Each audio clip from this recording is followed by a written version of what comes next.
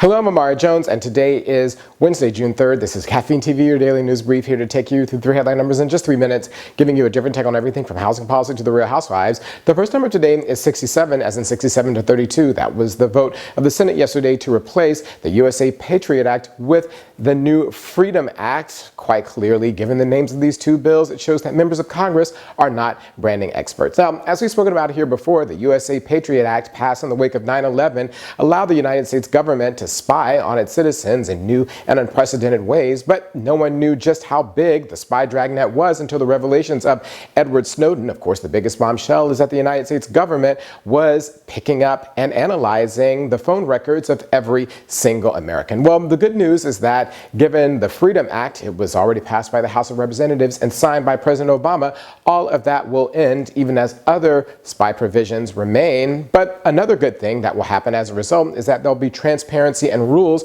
brought to the secret court, which oversees the secret programs covered by this act. But one of my questions is that given the passage of the Freedom Act, whether or not it's time for us to allow Edward Snowden to come home, because given the changes that were enshrined in the law, it actually should be called the Edward Snowden Act. The next number up today is 4, as in 4 days. That was the length of time between the re-election of 79-year-old Sepp Blatter as president of FIFA on Friday. Of course, FIFA is the world body that oversees football, or soccer as we say in the United States, and his resignation yesterday. Now, last week the United States accused top FIFA officials of taking hundreds of millions of dollars in bribes during the 2 decades of Blatter's presidency, but last week in response he took to the podium to say that he knew nothing of any of it and that there was nothing wrong with FIFA. Perhaps behind the switch is the fact that on Monday, Justice Department officials accused his top right-hand aide at FIFA of requesting millions of dollars in bribes, and according to the Washington Post, Blatter is under investigation himself. But alongside these monetary improprieties, what's interesting is the fact